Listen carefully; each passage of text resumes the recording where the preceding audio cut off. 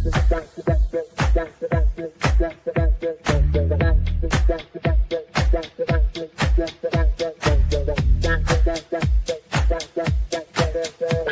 Connections Radio presents.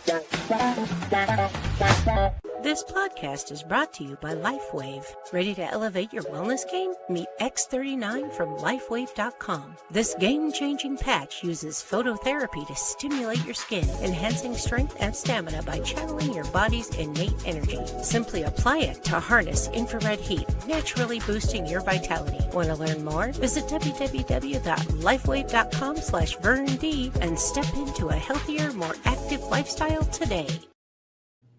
Hi, everybody. Welcome back to another episode of Liberating Menopause. And I thank PRConnectionsRadio.com for allowing this conversation to take place.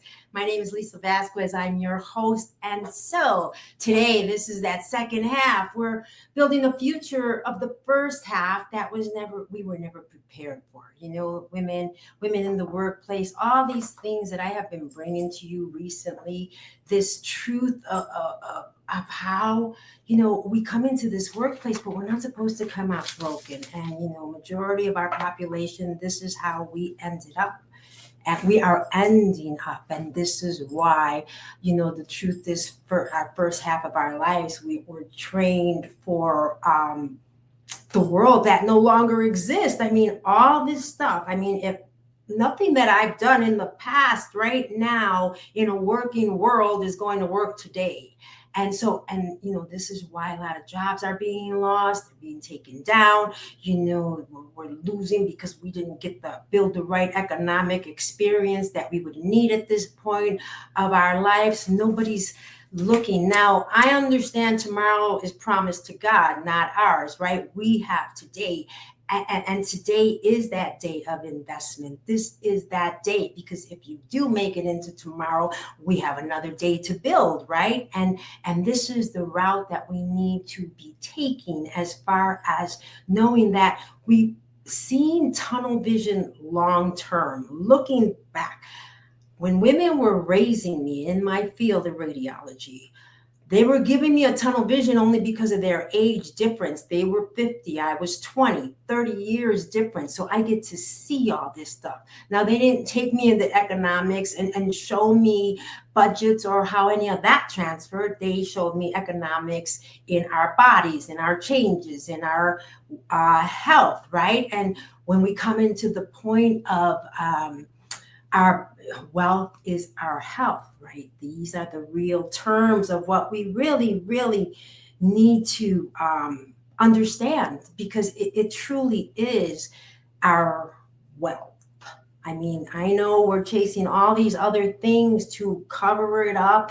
I was just realizing, you know, we can wear all this great makeup and have our hair all done and all that, but underneath, especially in the workplace, because you just walked in yesterday, you could have been written up, right? Now today you're coming back and, oh man, now you're on edge, nervous, because, you know, you got to make things right. And you got maybe 3 months or something on trial, what have you. You know, things change. There's a lot hiding behind that makeup and fixed hair and great nails and all those things. This is that cover, but what I want us to cover is the inside. I want that beauty, because beauty does run deep, right? That's what they say. It's in deep. It's deep down there.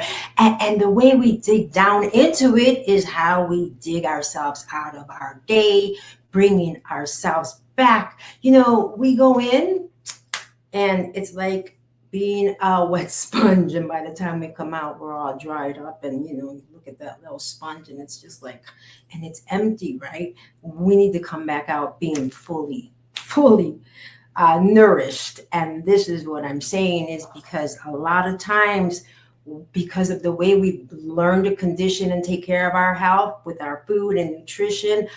Recently, I just went to one of the hospitals, you know, and I kind of that's where I grew up at, one of the hospitals here in Las Vegas. And I went to the cafeteria because, it was memory lane, nostalgic, right? And I remember this good food that they had and all this stuff. And I just wanted to see what had changed. And a lot of things did change in the factors of how they do it. I still didn't see as much nourishment as I would have liked, but, just looking at what I saw back then and how we're being fed today, there is truly a big difference. So today we want to look at our careers like a balance sheet, right? We would never make a bad business deal with a partner in corporate bank accounts, right? We wouldn't let them for 45 years, let them ruin everything that we've done for ourselves, right? So this is why is it that during lunchtime and during the morning rush and all these things, we're not making time to give to ourselves? These are the things that, corporate stress. I mean, your brain cuts off communications with your gut when we're under a lot of stress. And this is daily stuff. I mean, from the minute a lot of women wake up today, it's very hard to be in a world where we could just wake up and live life and go to work.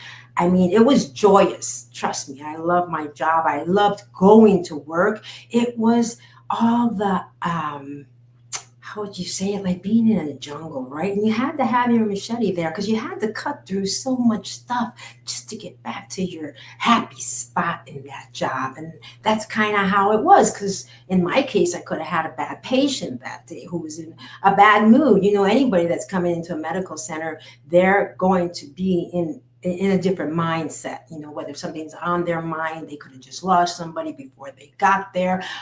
They could have had a car accident before they got there. A lot of fender benders used to happen back then, even my own employees that I worked with on their way to work. So all these different things that stir us up during the day, this is all triggers and the brain fog that makes you question your values, right? I mean, gosh. I know, unfortunately, in one of my situations, one of my friends got into a car accident and somebody actually stopped to help her that worked with me. And unfortunately for that person who stopped to help, she was late. So she got one of those write-ups, and it was so sad to think that, oh my gosh, she stopped to help. And it wasn't even recognized that day. So she's thinking she's doing a good thing, and then look at and that it didn't turn out that way. So different things can make those triggers, and this is all day, and that's just at work. I mean, that's not what we have after work, or what's coming up ahead in our life, because there's a family get together that's coming around, and not everybody gets along with the family, all these things that are about to happen on the weekends. It's just that there's a lot of stress that's pending and waiting, and we need a different way to balance this life out on those terms by seeing that. So by seeing yourself as a balance sheet, that's the most important thing, because we have to tally up our lives. And when I was talking about seeing that vision long term, I want you to really look past.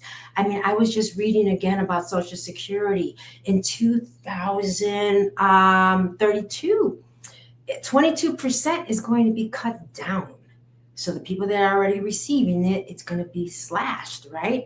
And it's not so much about the people that are headed to receive it, just to start out, how much they'll be getting. But I know that they had mentioned like a $500 slash. Now, do you think that those people who are retired and are going to be in that place are thinking that? No, but this is kind of what happened a long time ago when we started with pensions and Social Security for women back then. It never came out to be enough. There's never going to be enough. And that's why we have to prepare for that. And this is what we don't learn to do. And again, I know, because financially, bank-wise, I was never privy to all that.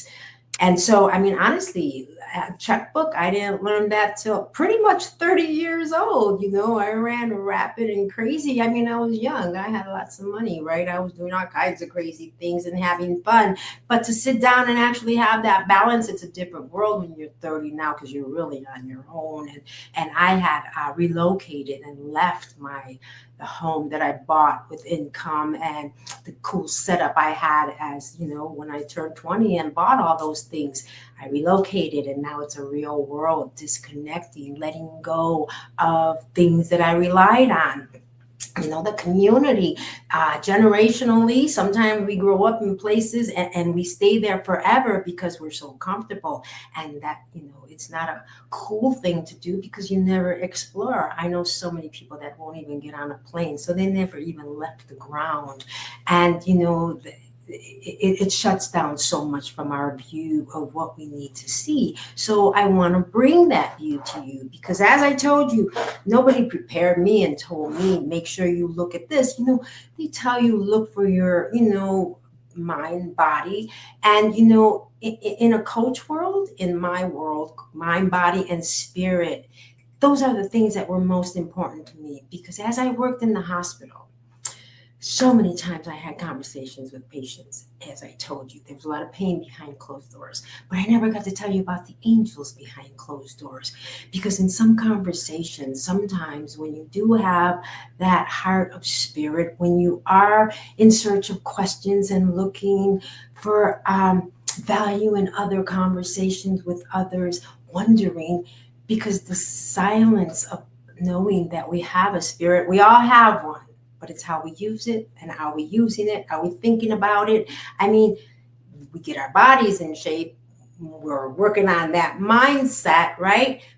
But the basis of our life are really our spirit, right? And without that building of our spirit in us, the strength, the faith, and what you believe in, because you could be working all the time, right? And you're harvesting and you're working and but you don't have any belief because the checks keep going and the money's not being saved and you're just not seeing it because there's no other part of you attaching to who you really are first, which is your spirit, right? We all have a soul, and the soul, oh my gosh, if you the soul feels all the injuries and all the pain just as the body does, right? And if not even more, because this is something that we don't remember. I know you remember when Oprah used to have Remember Your Spirit, I think. She had a cool conversation and they would remember their spirit. I mean, it was a touchy conversation to bring this up, but when patients would walk into my room, I told you I only had 15, 20 minutes with them, sometimes 30. As time changed, I told you today they only have 7 minutes pretty much. You got to get them in, get them out, business, right? But back then I was blessed and I had time to have conversations, and so many women came into my life and touched my heart with their spirit. And you may be sitting next to somebody who's just dying to talk to you about their spirit, but they don't know how because they're not sure if you talk about it. So I thought that this would be something that would be of importance because, again, having health being your wealth, it all has to come back to, again, how you are taking care of your inner self. If you do not go within, you go without.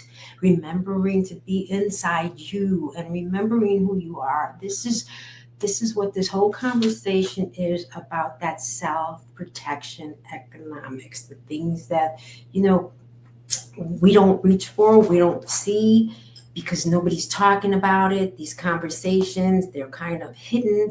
And I really want to, that's what building that second half is all about, because the first half never told us about that, right? They never talked about that. I was wondering why suddenly all the pensions started to disappear. Why was it that back then in the working world, when it was mostly men, there was so many pensions, and then when the women started coming in, those things started to change? I was wondering about that. I got to look more into it, but I wondered, what that really means. I mean, because why didn't we deserve that? I mean, the women who were married to the men who had those pensions got to live off that. They got half or whatever. But today, gosh, it's such a struggle. And especially for our working women who are single, right? I mean, for them to be able to save in our economics today is so hard. And so, even if it was just $5 a check or something, in time in a year, that stuff adds up. And it might be a small little stash that you could reach for, but at least it's something there sitting secretly and hidden, something. And these are the things that we don't have time to prepare for because sometimes it's just so empty on payday. It's all taken up. That this is why that prayer is so important, talking with your spirit, remembering who you are. Because honestly, when we were born, we were all connected through a transistor radio, right? And if you turned it on and made contact, you're going to have so much more communication in your mind, right? Because I was thinking about, I grew up, I met my grandmother. My grandmother brought my spirit to me. She brought prayer to me. I grew up at 5 years old. She was teaching me these things, and I definitely remembered it. I walked through it, again, by 15, I was reaching for the cross because I needed help. I needed to get out where I'm at. I needed to plant seeds. I needed to grow. And, hey, if this is the road and this is how you do it, if you plant seeds, you grow things, right? So my dream started to plant at 15 for my 18th year, because I only got 3 years before I'm going to get kicked out of the house, right? You graduate and that's the end of that road. They're going to let you go. Some people do keep you, but in a woman's world, 2 queen bees in the same hive, it would never work. So men usually get to stay, boys at 18, right? They get to stay longer, but girls, it's not a good basis, because we're 2 queen bees in the same hive, and it would never work. So you have to prepare for that 18th year, right? So then those dreams were planted, and then boom, the farm harvest, and I had all these great things by 20 years old. So now it was time to plant another 5 years of goals. It doesn't mean that, because of course our thoughts are not our spirit's thoughts, not God's thoughts.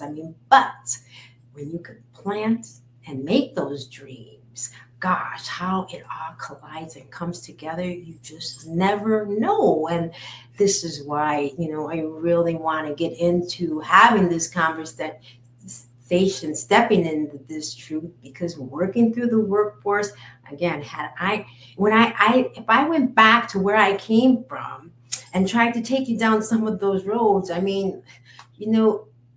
growing up in my neighborhood, I'm not saying that it was bad, but these were the things that the kids were doing, right? We're not talking about how the grown-ups were raising the neighborhood and all that. It was us being underhanded, right? We're learning all these crazy, stupid things we don't know, but that's what we're doing, right? So, there was so many traps set up that I could have fell into. And, I did fall into one at 17, and that was pretty scary for 8 hours. Luckily, I got out of it, but seeing the light and knew I never wanted to go back to that again, because I'm 17. I'm about to be 18, that adult. Boy, if these things happen then, I'm in big trouble. So, if I had no belief, if I had no faith, if I had nothing to grasp onto. It's just like your parents, right? You're walking across the street, you're holding their hand, but then one day you're not holding their hand. And, sometimes you can fall, something can happen. Well, kind of when you grow up and you're walking in your spirit, that's what happens. You're holding on, but then sometimes you grab hands of darkness that can take you different roads, but you always know that the light is there, and it's always a way to have that hope and that faith that maybe if I took that wrong step, I can come back and rebuild it. And in life, in the workplace, this is the rhythm that we need to change into, knowing that, because there's so many women, as I said, that came into my facility. And I'm talking, I grew up in Chicago, went to Las Vegas, and then I took this big journey up to Washington State, came down to Northern California, San Jose, Watsonville, Salinas, California. Now, in all these places, I'm telling you, I was working with women. My journey was chasing the dream on the road. Economics changed at that time. And again, I thought being a tech, you'll always have a job. But no, I was ousted because I was only part-time. So I had to chase the dream. I was going to different facilities, chasing the dream. I mean, I actually picked up, relocated, took myself out of a dry desert, Vegas, and went to Washington State, and I'm sitting in the rainforest now. What do they call it? The Emerald City, and it really was. Never been there, but it was beautiful. So then there was a lot of adventures. So from that part of California, I ended up down in Newport. Camarillo. Can't forget Camarillo. It's so beautiful there. And then, because every time I went, I would get a job and, only 3 months, only 2 months, so I had to push on and I had to go find another one. And then I came down to Newport, California. That was really cool, living off the coast right there. And then from there, I ended up in Rancho Santa Margarita, where I kind of stayed, landed for the next 5 years of this journey that I was on. But it was all the women that I touched on the roads is what I want to lead you to, because leaving and starting in Chicago, those angels were there. In Vegas, full of angels. Everywhere I went in our conversations with women, there's so many angels, and I know that there's one right next to you wherever you're working at. But opening up the conversation is what's important, because we have doused it out. We're kind of in a spiritual bankruptcy right now. And if we don't continue breathing life into the light and bringing it out, so much darkness, it gets ugly. And we don't want that, right? And so by bringing the spirit into your hearts, being at work, sometimes, as I said, it could be really hard there. And it can be in a place where you have trouble with one of the co-workers or something, right? And every day you got to go to work and you have that challenge. But when you bless yourself and you walk in and you want to be seen, hiding and only having the vision of your spirit's beauty shown and glowed to everybody that comes past you, because you don't want to get hurt, right? I used to wrap a rose bush of thorns around me when I would walk in, because I wanted to make sure nobody was going to hurt me. I hated to be a thorn stuck in somebody's side. One time I had that problem and I had to ask them, please pull me out of your side, because I don't even know why I'm stuck in there and why is it hurting so much? Why are we going through all this? It was just unnecessary conflicts.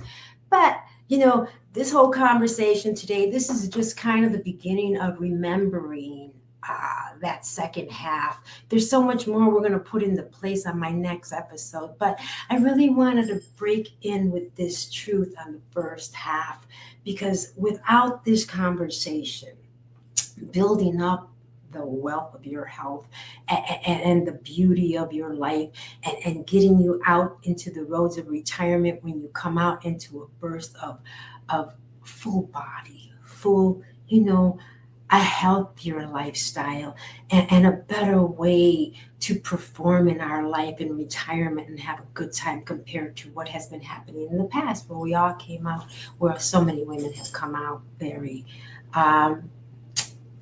sick, very imbalanced, very sick, very broken.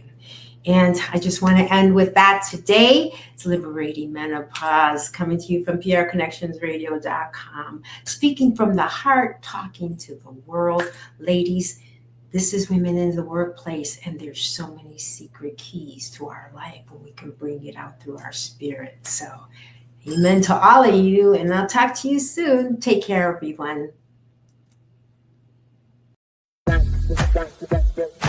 PR Connections Radio thanks you for watching this podcast. Check out more episodes of this show and our others at prconnectionsradio.com.